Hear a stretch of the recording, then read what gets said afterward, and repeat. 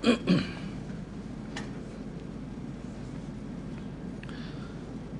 بالله من الشيطان الرجيم. بسم الله الرحمن الرحيم.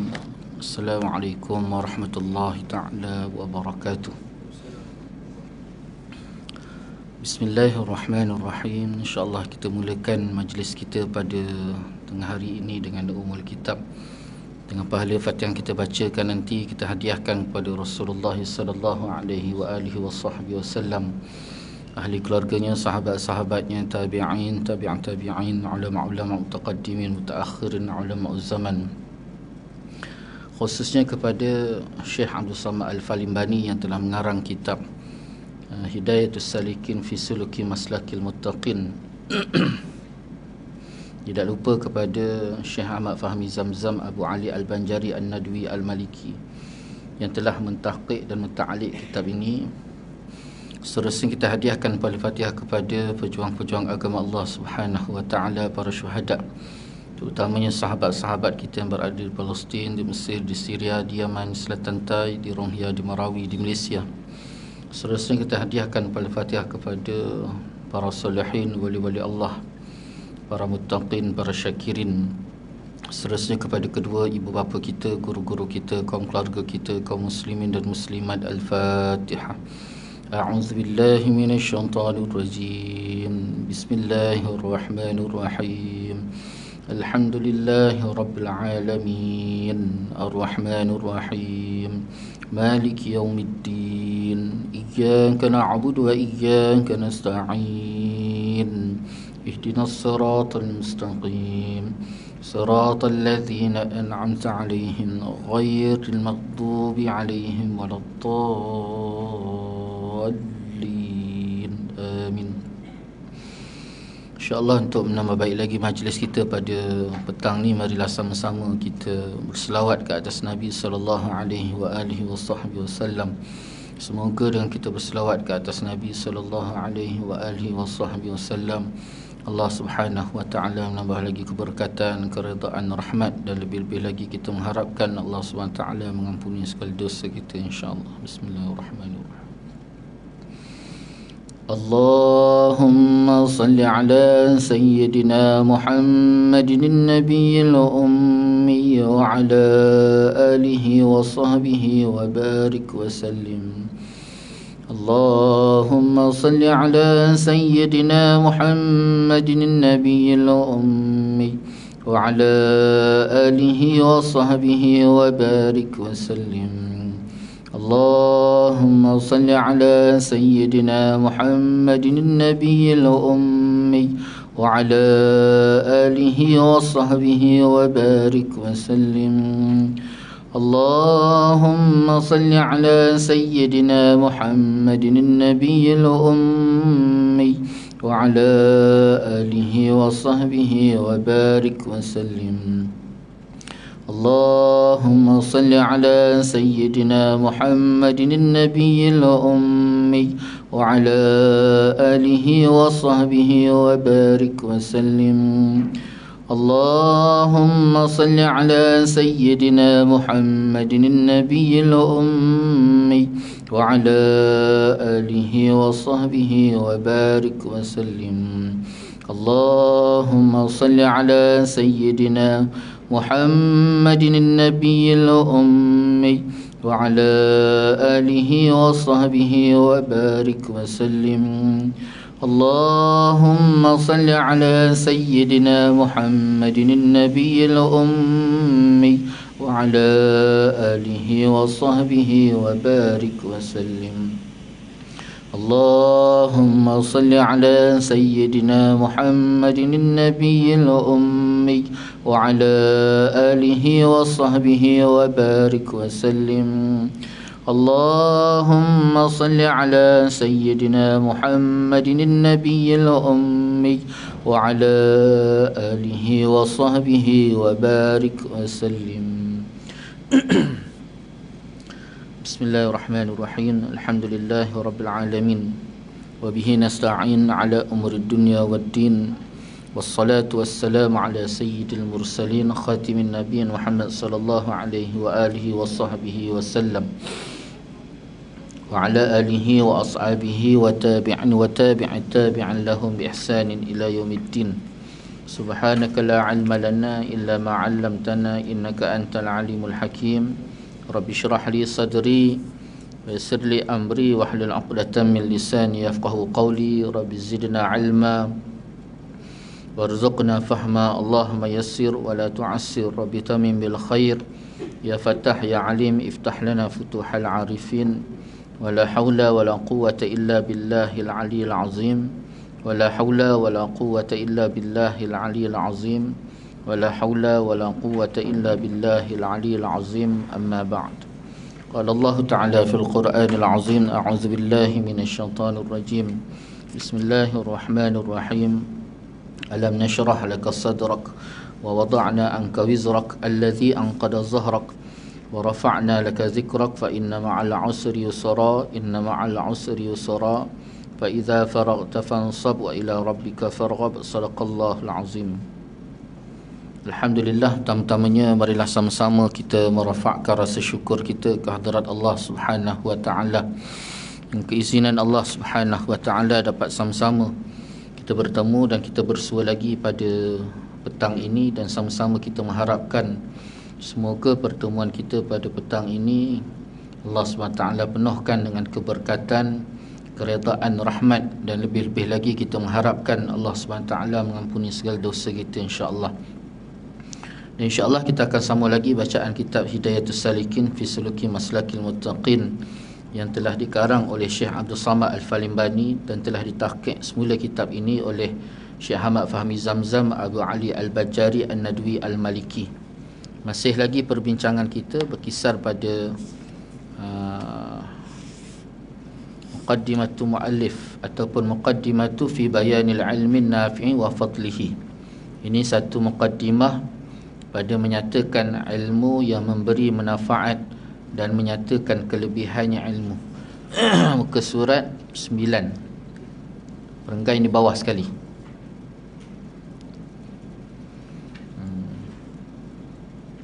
Ke surat 9, perenggan yang di bawah sekali. Bismillahirrahmanirrahim.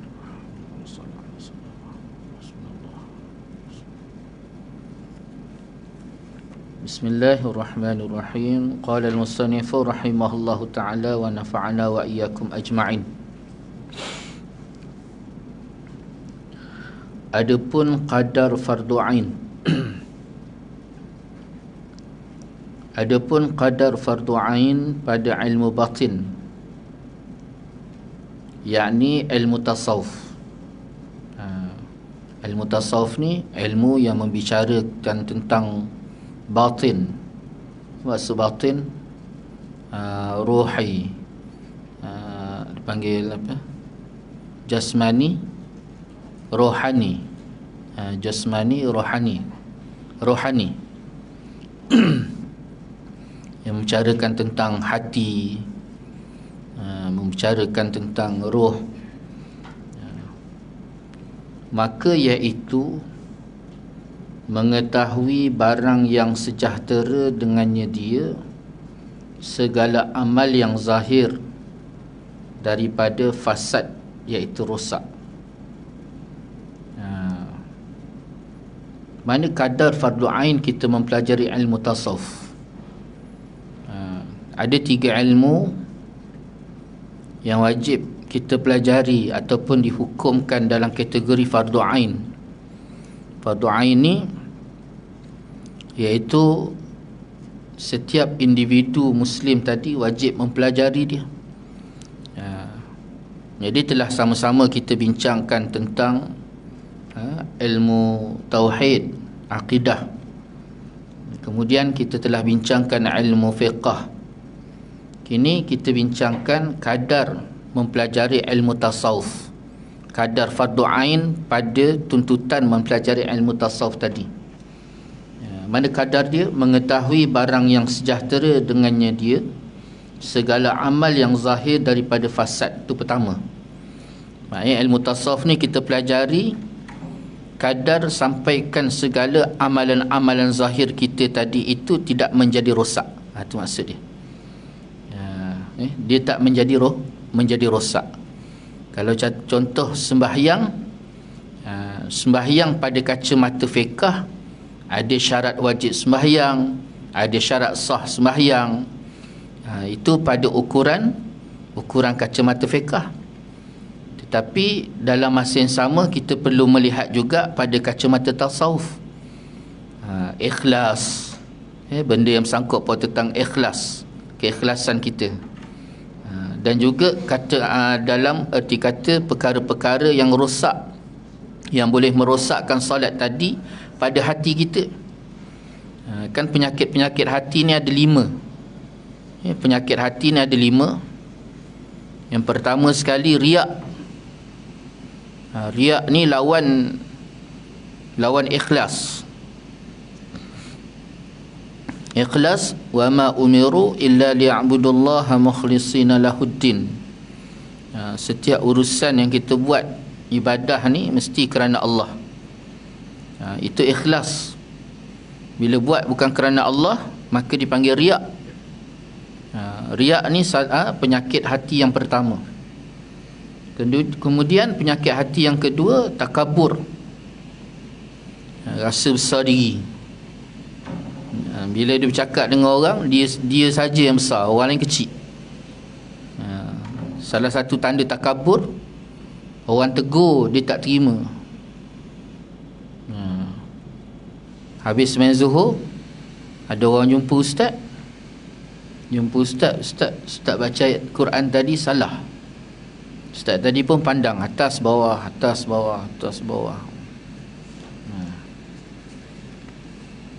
Itu takabur. Faham pandang atas pandang bawah tu. Siapa awak nak bercakap?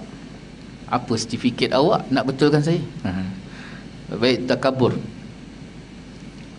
Penyakit hati yang ketiga, ujub. Walaupun nampak takabur tu besar penyakit dia, tetapi ujub ni lagi hancur lumat. Orang mampu untuk menghindari dirinya daripada takabur, tapi cukup susah untuk menghindari daripada penyakit ujub. Dia depan orang nampak sufi, tawaduk, rendah diri. Dia tak kacau orang. Orang nasihat dia dengar. Tapi masalahnya dia duduk syok sendiri. Kalau bahasa kita ni, masuk bakul angkat sendiri. Dia sembahyang, puasa, zakat, haji, tak cakap benda besar, tak menunjuk pun besar diri, tapi dia rasa diri dia baik. Ni bahaya ni. Ni lagi bahaya. Sehingga Rasulullah SAW gambarkan sifat ujub ni seperti api dalam sekam. Dia makan mamah. Allah SWT nak rosakkan seseorang tu dengan didatangkan sifat ujub tu pun cukup dah. Esok mati selesai terus campak dalam neraka. Baik-baik. Itu sebabnya berhati-hati dengan sifat ujub. Dia rasa diri dia baik, sembahyang dah, puasa dah, orang nasihat dia dengar, tapi dia rasa diri dia baik. Dia tak tolak nasihat orang, dia tak tolak pandangan orang, cukup baik. Tapi dia terkumat, terkumat sebab apa? Tersemat. Bukan tersemat, sebesar kuman tu bermain, tersekumat susah Melayu ni. Sekelumit sahaja lahir pada hati dia sifat ujub, maka habis semua ibadah dia. Itu yang Nabi kata api dalam sekam tadi, dia makan semua ibadah-ibadah tu.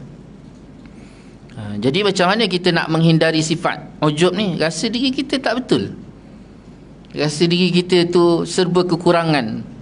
Kita sembahyang tu pun kalau Allah Ta'ala tak izinkan kita solat, kita tak mampu nak solat.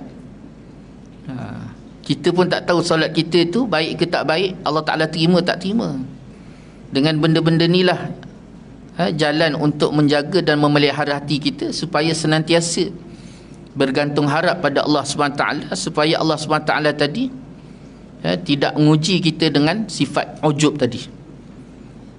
Kemudian yang keempat, sam'ah. Ada sam'ah ataupun sami'ah atau sam'ah, iaitu memperdengarkan. Dia duduk masuk dalam kelas, dia pun tertidur-tidur. Kawan dia cuit, ngantuk nampak. Malam tadi tak boleh tidur pukul 2 pagi, dia kata. Kenapa tak boleh tidur? Baca Quran habis juzuk.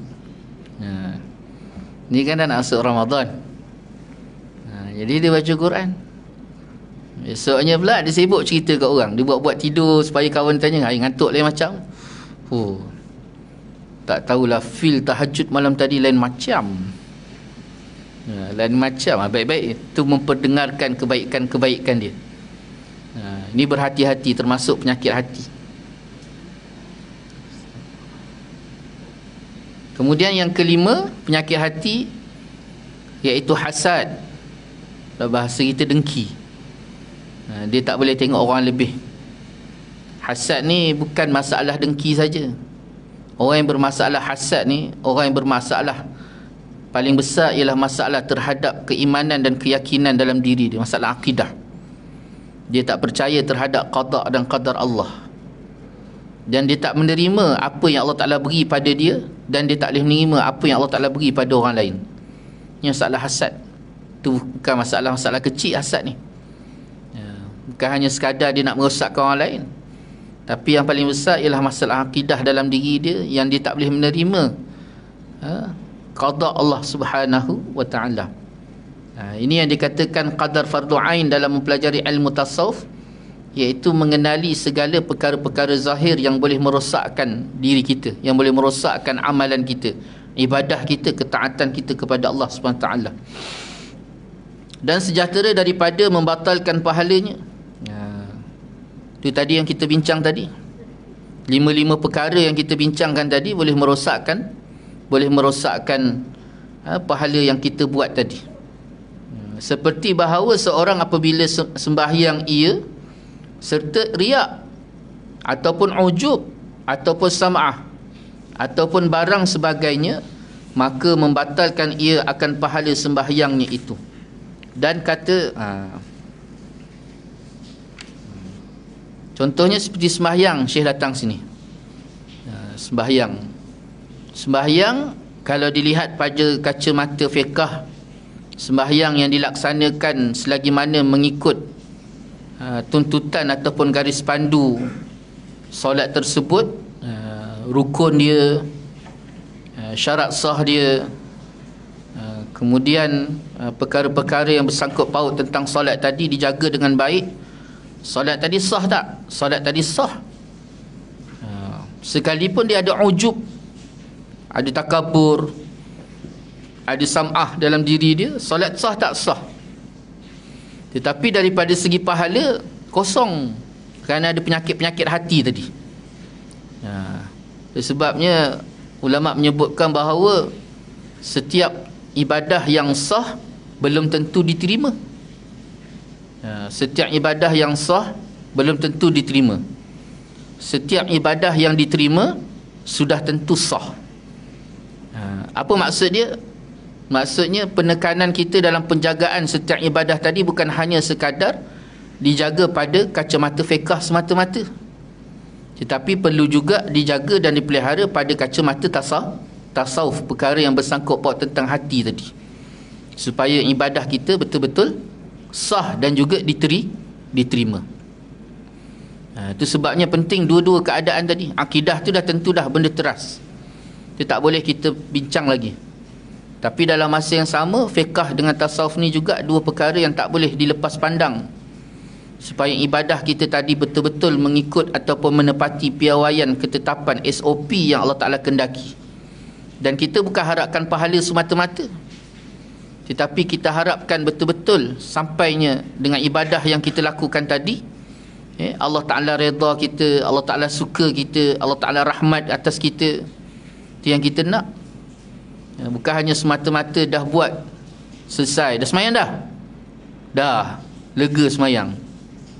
Bukan tu yang menjadi tuntutan semata-mata yang Allah Ta'ala kendaki. Tapi perkara paling besar ialah apa yang kita dapat selepas kita melaksanakan solat. Itu sebabnya penjagaan tadi perlu dijaga pada kacamata fiqh, supaya solat kita sah, dan penjagaan pada kacamata tasawuf supaya solat kita diterima oleh Allah Subhanahu wa ta'ala.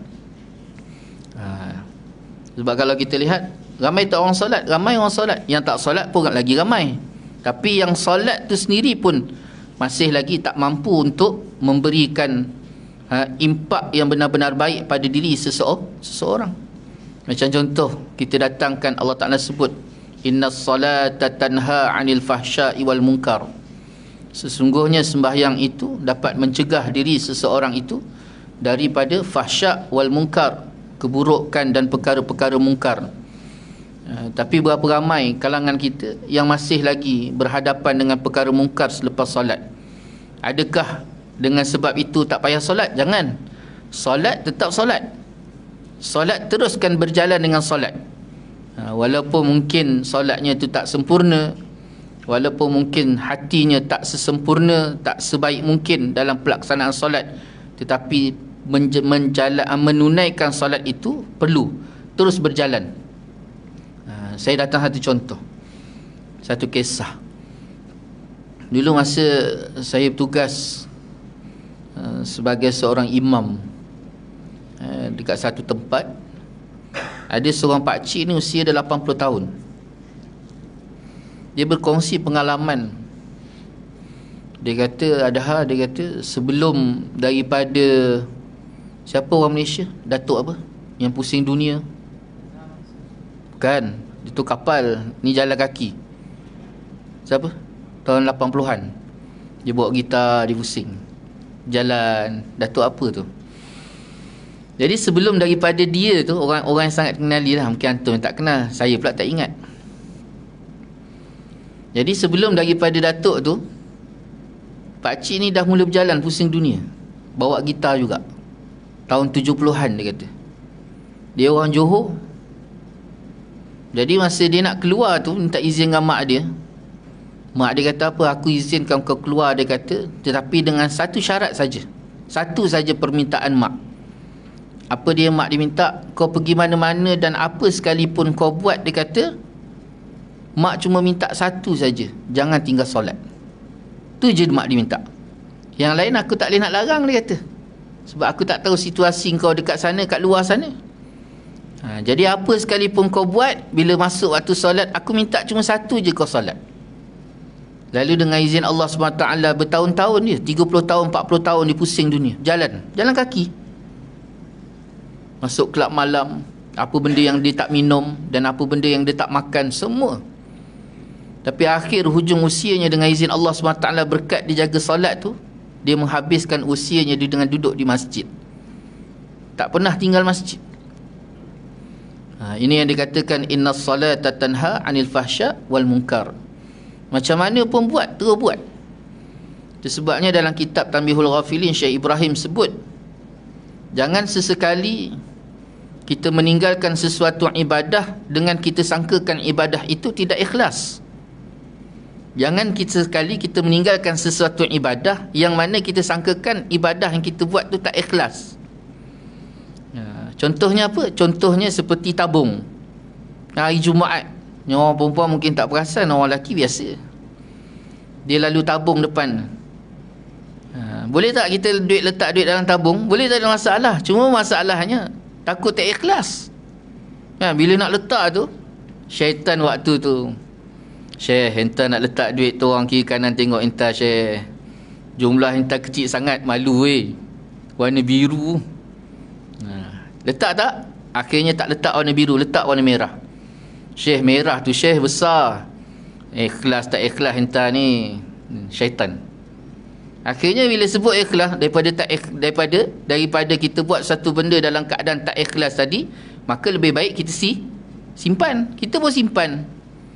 Maka Syekh Ibrahim kata, jangan sesekali kita meninggalkan sesuatu ibadah dalam keadaan kita menyangkakan ibadah itu tidak Jangan, terus buat, letak aja. Tetapi Syekh Ibrahim nasihatkan kepada kita, susulilah ibadah tadi dengan istighfar, mohon ampun pada Allah SWT, dan minta pada Allah SWT supaya Allah SWT memberikan keikhlasan pada kita, ataupun digantikan dengan satu ibadah, satu ketaatan yang jauh lebih ikhlas. Minta pada Allah, jangan sampai tak buat. Buat terus. Biarlah dalam keadaan apa sekalipun diri kita tadi, bila kata perkara taat tadi, buat. Cuma kalau katalah memang kita rasakan ada perbuatan kita itu yang bercanggah dengan tuntutan Allah, tidak ikhlas terutamanya, maka susulilah dengan minta ampun pada Allah SWT, dan juga sertakan mohon pada Allah supaya Allah SWT menggantikan dengan satu ibadah yang jauh lebih baik dan jauh lebih ikhlas. Ini dia. Itu sebabnya solat tu perlu dilaksanakan dengan baik.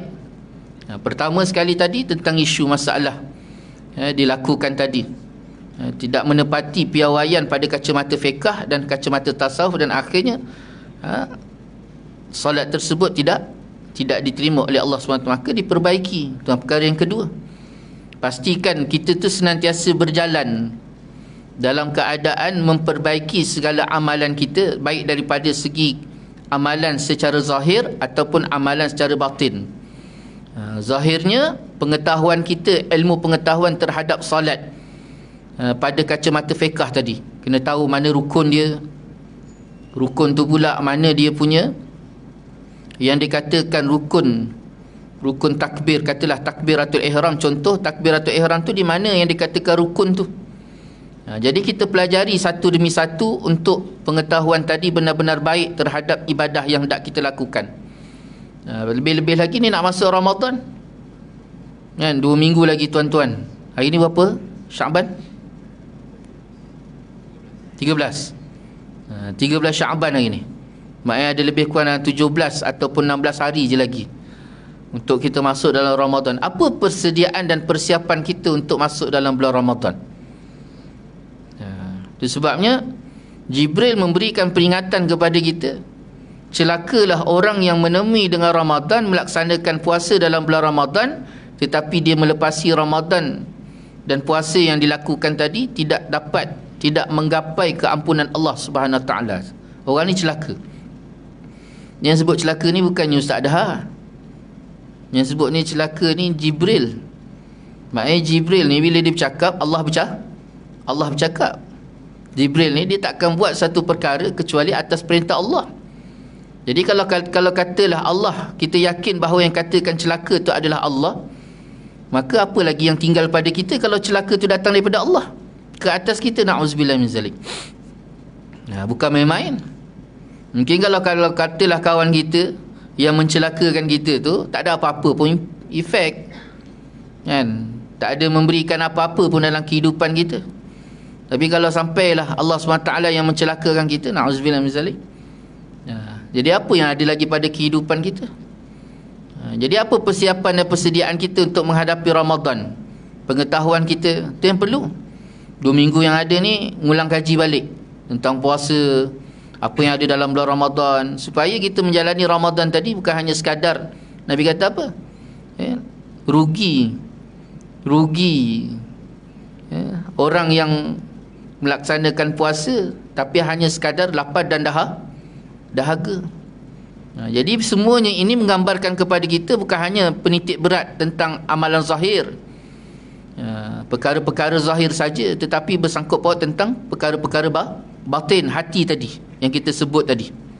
Riya, takabur, ujub, sam'ah ataupun sum'ah, ataupun dan juga hasad. Jadi semua itu perlu dilihat supaya puasa yang kita lakukan dan Ramadan yang kita temui itu betul-benar membawa kebaikan besar pada diri kita. Dan kata Said Abdul Qadir Al-Idrus rahimahullah ta'ala di dalam kitabnya Durus Samin, dia kata, walitahsili hadzal qadri yakfil amalu bi kitabi minhajil abidin wa tafsilu hadzal ilmi laisa fardal ain.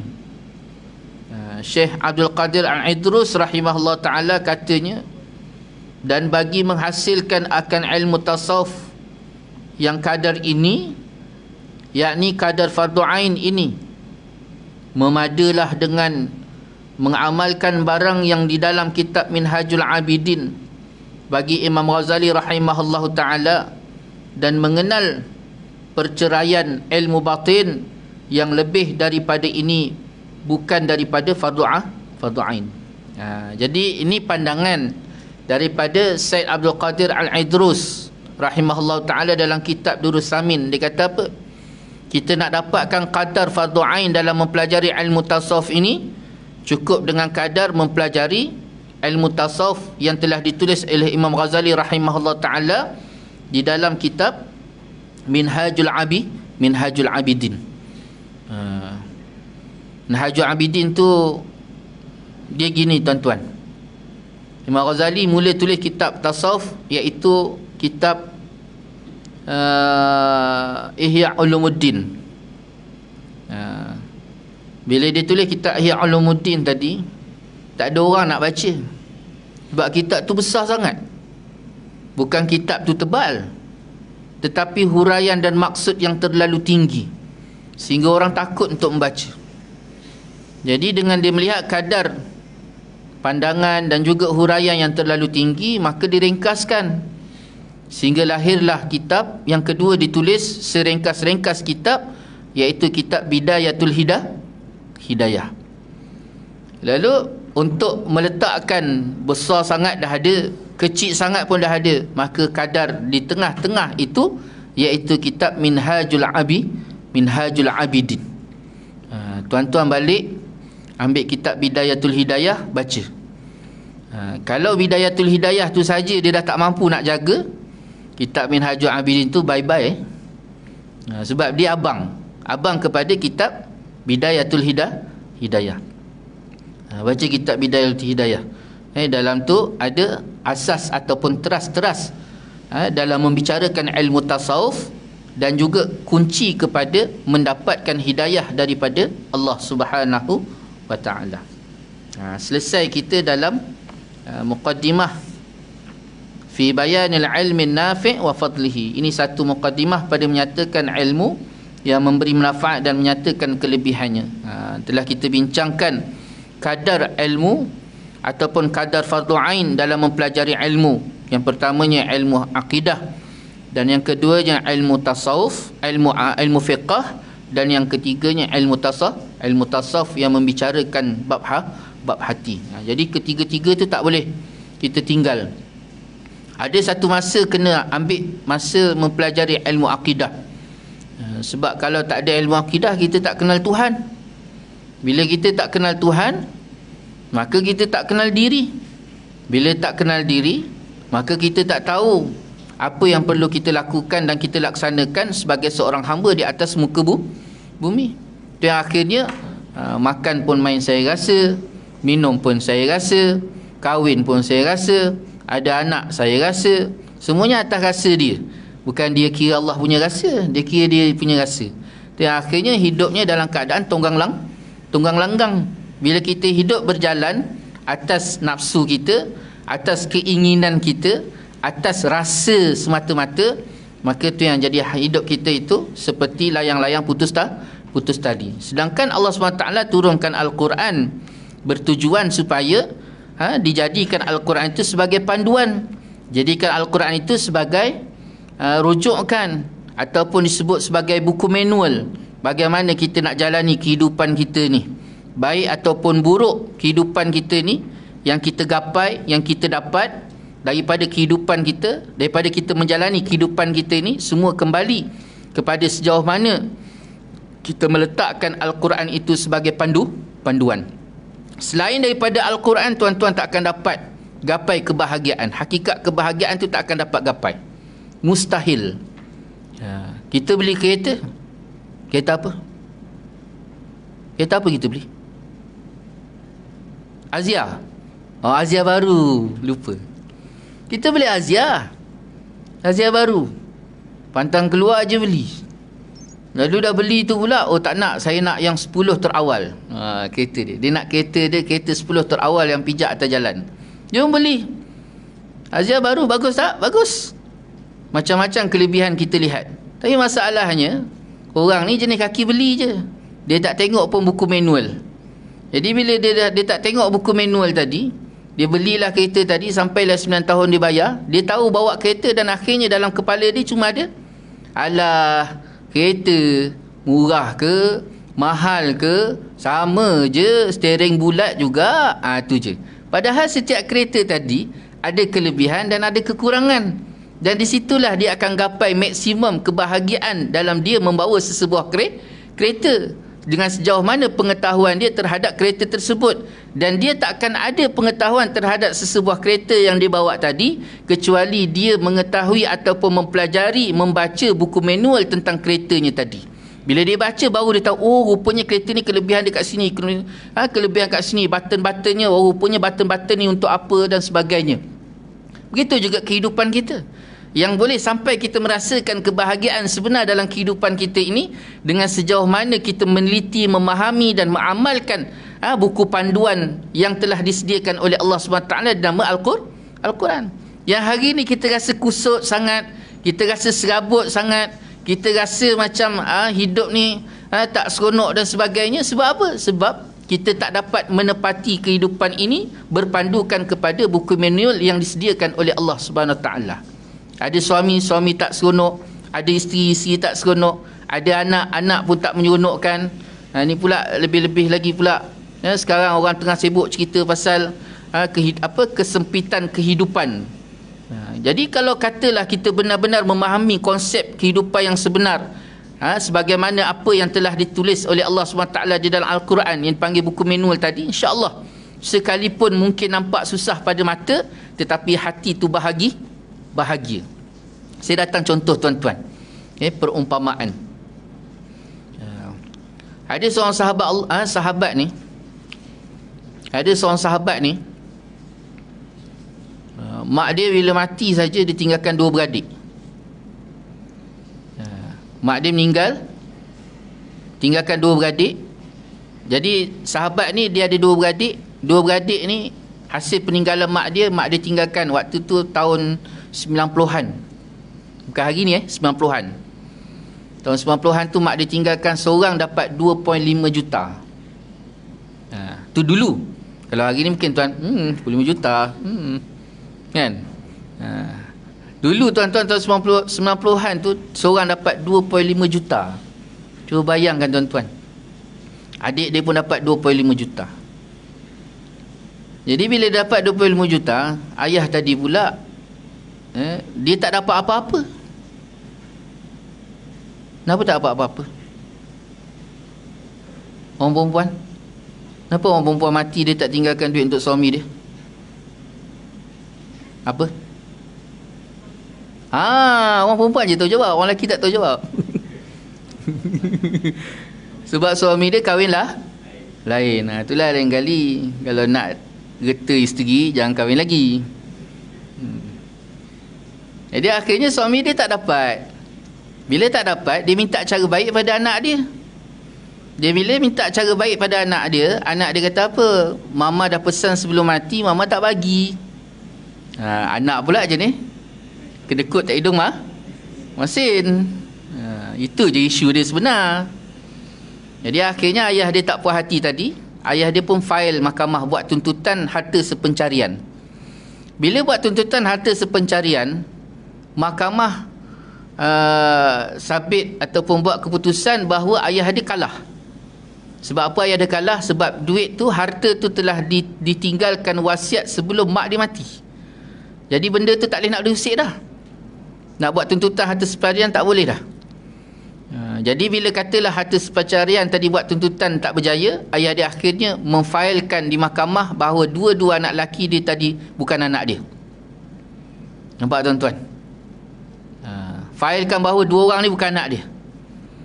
Jadi bila dah jadi semikian tu tuan-tuan, anak tadi tu pun pergilah berjalan 2.5 juta tuan-tuan.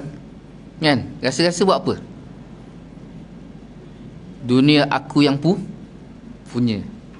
Berapa lama tahan tuan-tuan? 4 tahun saja. 4 tahun, 5 tahun terus bank negara isytihar muflis. Nampak? Bankrupt. Cuba bayangkan, lebih baik kita yang tak ada juta-juta tuan-tuan, tak pernah lagi di isytihar muflis. Ni ada 25 juta isytihar muflis. Nampak tuan-tuan? Keberkatan dalam kehidupan hilang. Saya datangkan contoh yang kedua. Ada seorang abang, dia ada isteri, ada 6 orang anak, 7 orang anak. Dan abang ni pula, pakcik ni kerja dia tukang kebun sekolah. Tahun 90-an dia kerja tukang kebun sekolah tu, gaji dia 900 tuan-tuan. Cuba bayangkan gaji 900, isteri tak bekerja, membesarkan 6 orang anak, dan 5 daripada tu sekolah, 3 daripada tu universiti, dan 5 daripada anak dia tadi tu, kelima-lima anak yang sekolah tadi tu, 3 universiti, 2 lagi masih sekolah, yang 2 lagi tak sekolah, 7 orang. 5 sekolah tu 5 hafal Quran. Cuba bayangkan tuan-tuan, sekolah swasta hafal Quran dengan gaji 900, tukang kebun, cukup tak? Wallahu a'lam macam mana Allah SWT cukupkan. Ini yang dikatakan keberkatan. Kenapa jadi sedemikian tuan-tuan? Ini terjadi kerana bila kita kembali menjalani kehidupan kita mengikut SOP dan piawaian yang diingini oleh Allah Subhanahu wa ta'ala. Itu penting tu. Balik-balik kita yang jadi sampaikan duit tak cukup, kehidupan yang tak rasa bahagia, kemudian pula tak seronok, hati rasa tak sedap saja. Semua tu punca-punca bila tika mana kita jalani kehidupan ini tidak mengikut acuan ataupun apa yang telah digaris pandukan oleh Allah Subhanahu wa ta'ala. Wallahu ta'ala alam. Kita berhenti kat situ tuan-tuan, insya-Allah. Mana tadi? Nafi'. Kat mana tadi? Muka surat 25 juta. 25 juta tu tu cerita. Faslun fi fadilati talibil ilmi nafi'. Betul situ insya-Allah panjang umur kita, panjang usia kita jumpa lagi insya-Allah. Kita berhenti kat situ. Yang baik itu daripada Allah SWT, yang tidak baik itu punya kelemahan saya sendiri. Saya ambil kesempatan mengucapkan selamat menyambut Ramadan. Kita gunakan kesempatan yang Allah Ta'ala bagi. Ini kesempatan Ramadan ni tuan-tuan bukan main-main ni. Macam contoh katalah setahun sekali Agung dia buka pintu istana dan dipersilakan mana-mana rakyat yang nak masuk untuk bertemu dengan Agung untuk setahun sekali tu tuan-tuan boleh. Rasa-rasa tuan-tuan pergi tak? Ramai orang dia bagi masa dalam 7 hari ataupun 30 hari, sebulan bertemu dengan Agung, boleh tak? Rasa-rasa pergi tak? Semua orang pergi kan? Kenapa? Tak ada waktu lain dah, tak boleh jumpa dah. Dan waktu itulah tuan-tuan akan diberikan sagu hati seluas-luas. Apa yang tuan nak, tuan dapat. Cakap je nak apa. Jadi begitulah keadaan Ramadan kita. Ramadan ni Allah Ta'ala buka pintu seluas-luasnya. Apa yang tuan-tuan nak, apa yang Allah Ta'ala nak bagi seluas-luasnya, inilah pada bulan Ramadan. Yang tidak ada kelebihan Ramadan ini pada bulan-bulan yang lain. Jadi gunakan kesempatan ini dengan sebaik mungkin. Bukan menanti Ramadan, tetapi persediaan itu dibuat daripada Rejab sepatutnya. Dan kita ada baki 2 minggu lagi. Perlu dikaji balik tentang puasa, tentang Ramadan, supaya kita jalani Ramadan tadi dengan sebaik mungkin, sebagaimana yang dikendaki ataupun yang disukai oleh Allah Subhanahu wa ta'ala. Yang baik itu daripada Allah, yang tidak baik itu punya kelemahan saya sendiri. Saya mohon maaf di atas segala salah kata, salah bicara, mohon maaf di atas segala-galanya. InsyaAllah kita tangguh majlis dengan tasbih kafarah dan satullah. Subhanakallah bihamdika asyhadu an la ilaha illa anta astaghfiruka wa atubu ilaik. Bismillahirrahmanirrahim. Wal 'asri innal insana lafi khusr illa alladziina aamanu wa 'amilus shalihat wa tawassaw bil haqq wa tawassaw bis sabr. A'udzu billahi minasyaitonir rajim. Bismillahirrahmanirrahim. Alhamdulillahi rabbil alamin. Wassallallahu ala sayyidina Muhammad wa ala alihi washabbihi wa baraka wasallam. Allahumma rabbana zalamna anfusana wa illam taghfir lana wa tarhamna lanakunanna minal khasirin. Allahumma rabbana hab lana min azwajina wa dhurriyyatina qurrata a'yun waj'alna lil muttaqina imama. ربنا لا تزغ قلوبنا بعد إذ هديتنا وهب لنا من لدنك رحمة إنك أنت الوهاب. ربنا آتنا في الدنيا حسنة وفي الآخرة حسنة وقنا عذاب النار. وصلى الله على سيدنا محمد وعلى آله وصحبه وبارك وسلم. والحمد لله رب العالمين. تقبل الله منكم وبالله التوفيق. السلام عليكم ورحمة الله تعالى وبركاته.